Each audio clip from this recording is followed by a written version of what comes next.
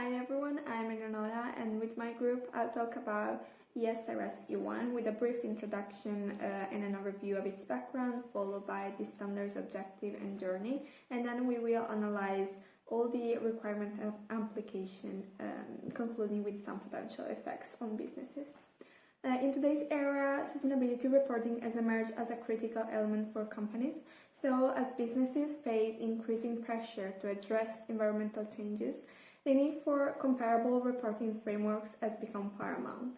And in response to this, the European Financial Reporting Advisory Group has undertaken a significant journey towards developing the European Sustainability Reporting Standards. These standards aim at providing businesses with clear guidance on how to integrate sustainability in their reporting practices. ESRS E1 is a specific standard about climate change-related risks and opportunities.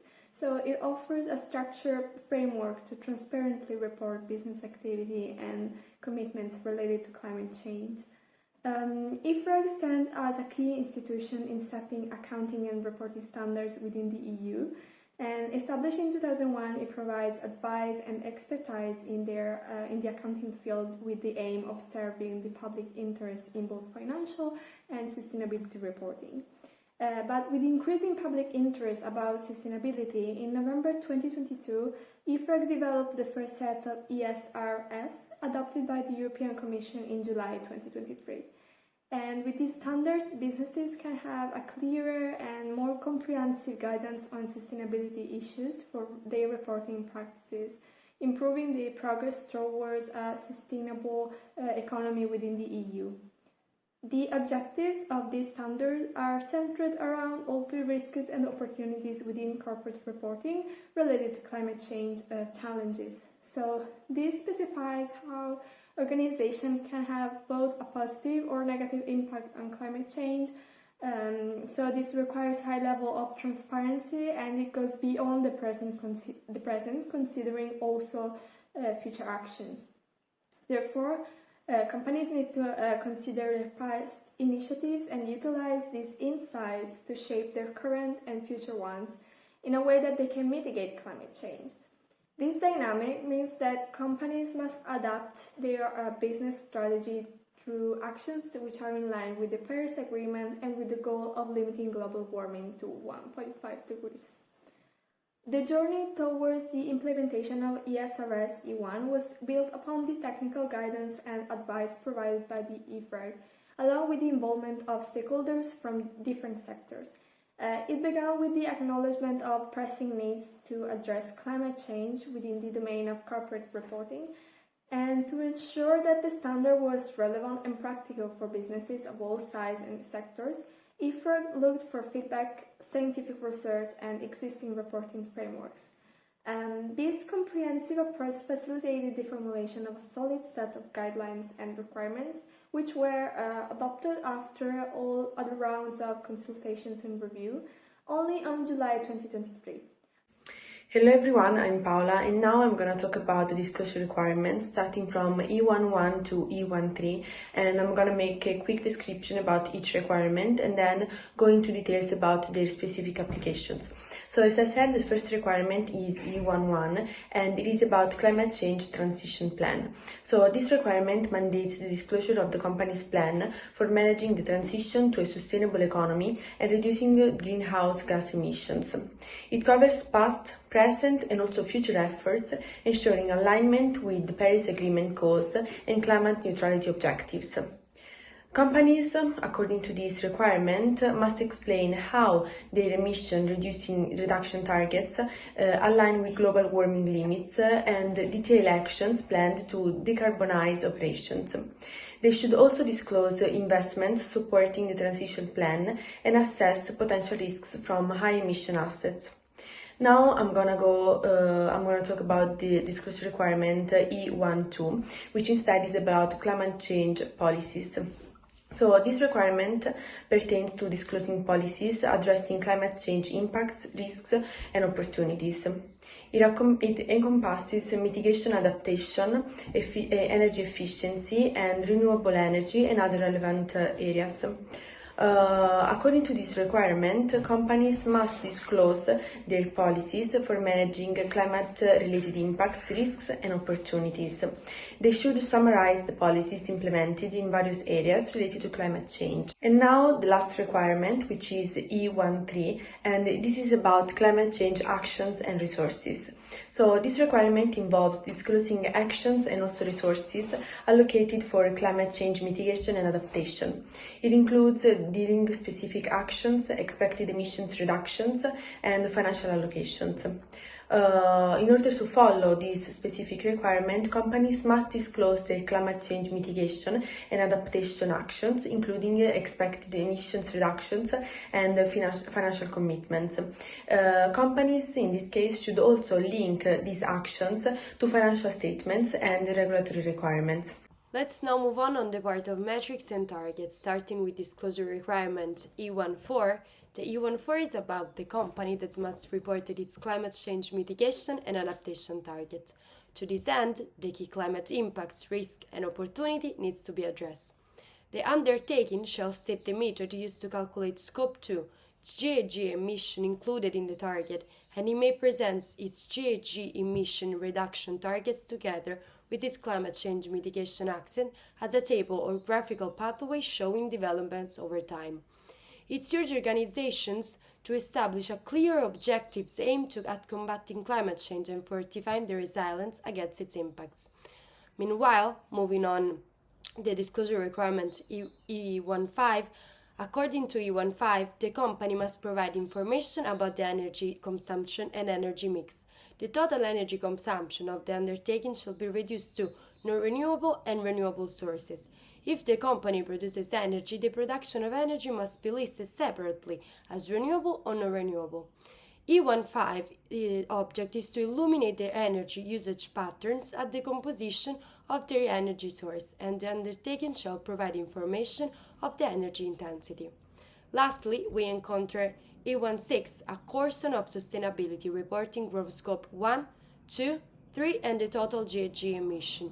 Scope 1 emissions are defined by the fact that are released from sources owned or controlled by the undertaking. Scope 2 includes indirect emission from purchases energy.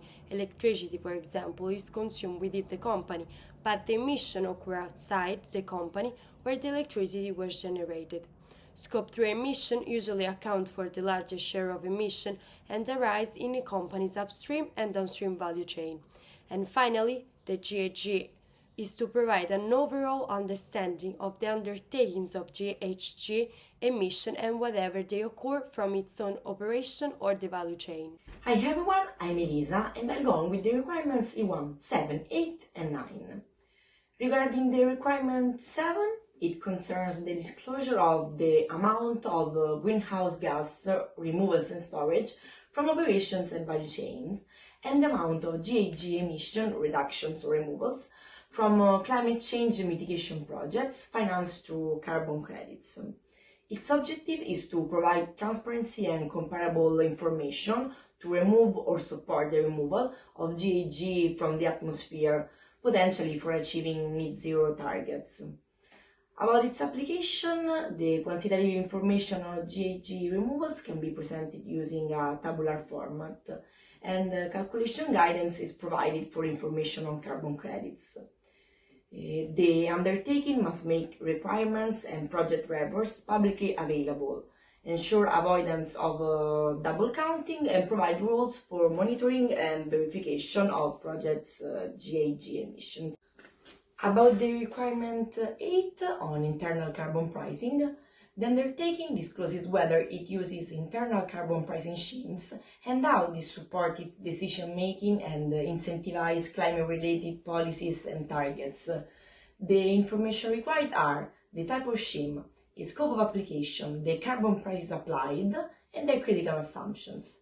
Regarding its application, the undertaking must clarify if the carbon prices used in internal carbon pricing schemes are consistent with those used in financial statements when disclosing information. And to conclude, the disclosure requirement E19 on potential financial effects from material, physical and transition risks and potential climate-related opportunities.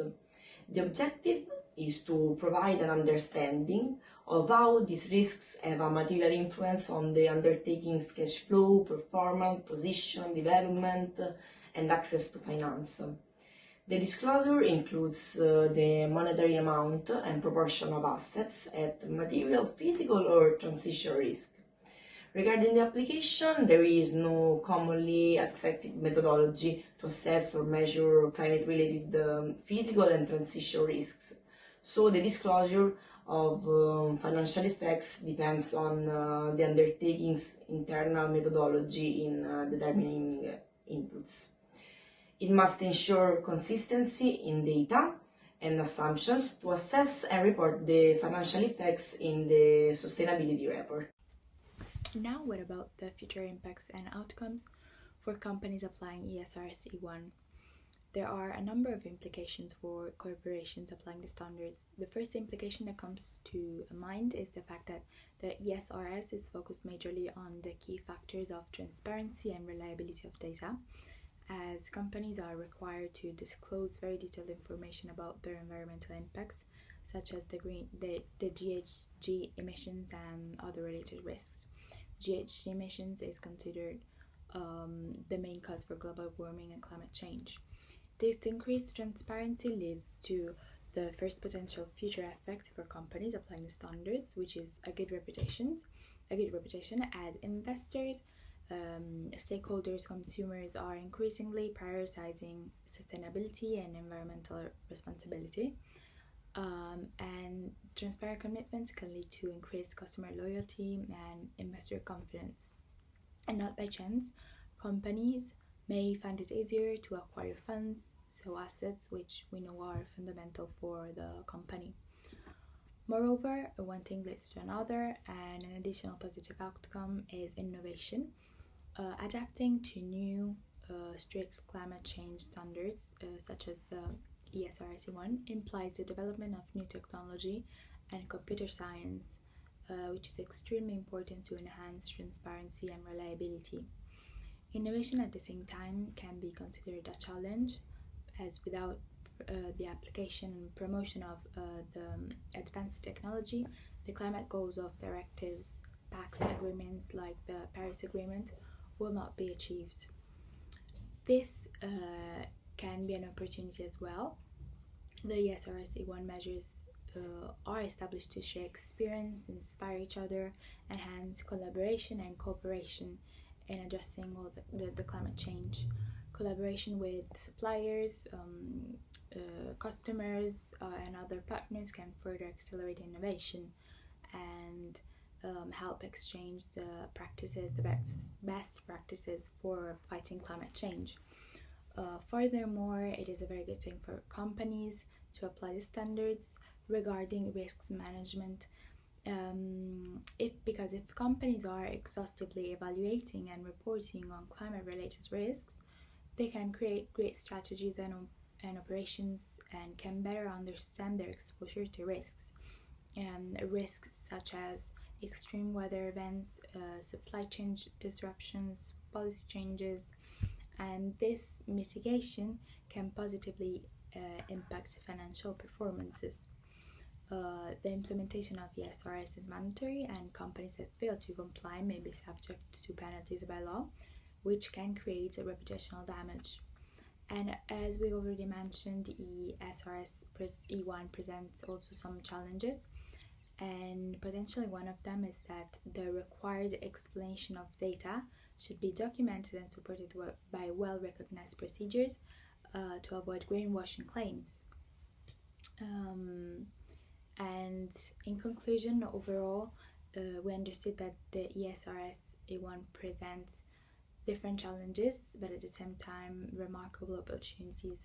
And us as humans, human activities are what is leading to global warming, so it's in our best interest to help bring back normal levels of temperature and lower GHG emissions in order to fight possible disasters caused by global warming. And here policymakers have the biggest role to play.